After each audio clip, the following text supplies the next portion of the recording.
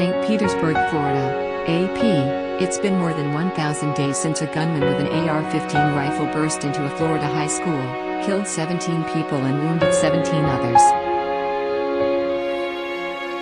Yet, with Valentine's Day on Sunday marking the 3-year milestone, the trial of 22-year-old Nikolas Cruz is in limbo. One reason is the coronavirus, which has shut court operations down and made in-person jail access difficult for the defense. Another is the sheer magnitude of the case, with hundreds of witnesses from February 14, 2018, at Marjory Stoneman Douglas High School in Parkland. The case could have been all over by now. Cruz's lawyers have repeatedly said he would plead guilty in exchange for a life sentence. But prosecutors won't budge on seeking the death penalty at trial.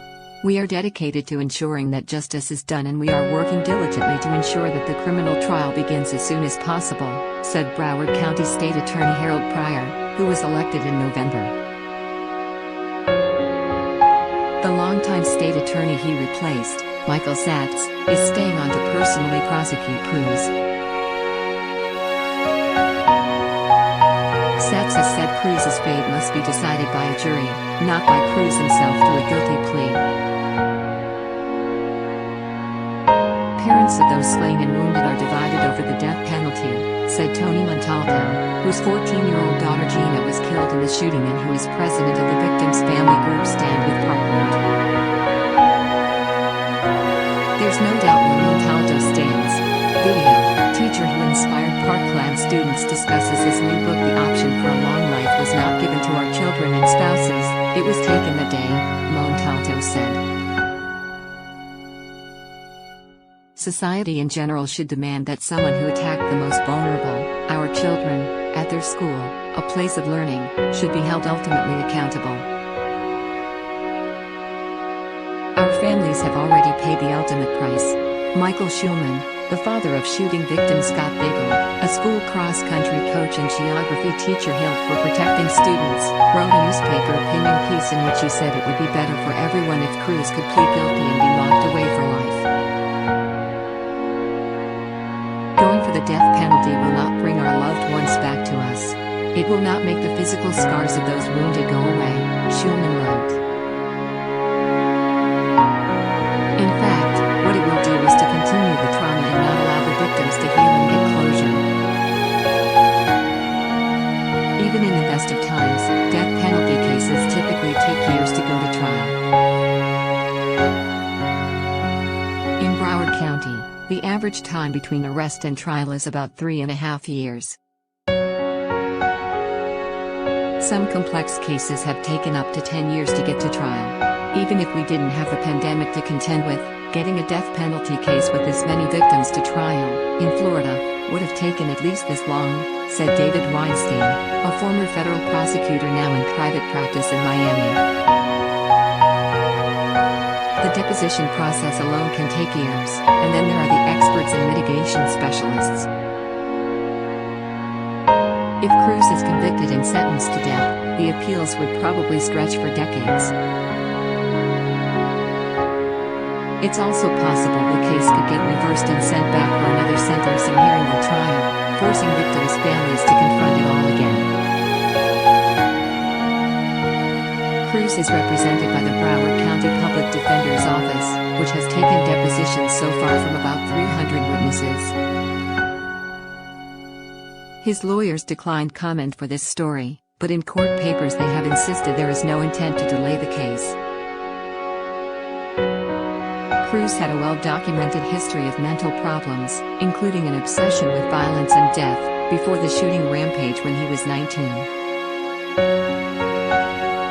His defense isn't focused on his guilt or innocence, it's more about sparing him from the death penalty, his lawyers have said in court. One big sticking point is access to Cruz in jail.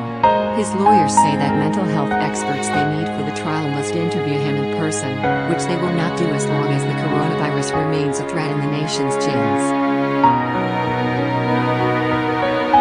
But officials have raised security concerns about transporting Cruz from jail to meet with defense experts elsewhere. In recent weeks, there has also been a lengthy battle over prosecutors' desire to let the jury, whenever the case gets to that point, visit the now closed school building to see it for themselves. Defense attorneys say that would be too prejudicial and that ample video and other evidence exists. Circuit Judge Elizabeth Shearer initially hoped to begin the trial in January 2020. That obviously did not happen. Then everything was shut down when the coronavirus pandemic struck in mid-March. No trial date has been set. The next hearing is a status conference, conducted remotely like other such proceedings over the past several months, on February 16. Since the 2018 massacre, the sheriff at the time, Scott Beigel, was removed by the governor because of the agency's performance that day. The school security officer on duty the day of the shootings, former Broward County Deputy Scott Beigel, faces 11 criminal charges, including child neglect and negligence, for not entering the school building to confront Cruz. He has pleaded not guilty and also awaits trial. A commission set up to study the tragedy recommended that teachers be trained and armed in schools, and the state legislature in 2019 passed a law to that effect. Multiple lawsuits have been filed over the shootings and will probably take years to resolve. The coronavirus outbreak has hindered those cases as well, though a judge recently ruled the school system had no duty to warn of the danger posed by Cruz, by then a former student. Associated Press writer Terry Spencer in Fort Lauderdale contributed to this story. Download calling all HuffPost superfans. Sign up for membership to become a founding member and help shape HuffPost's next chapter. Join HuffPost.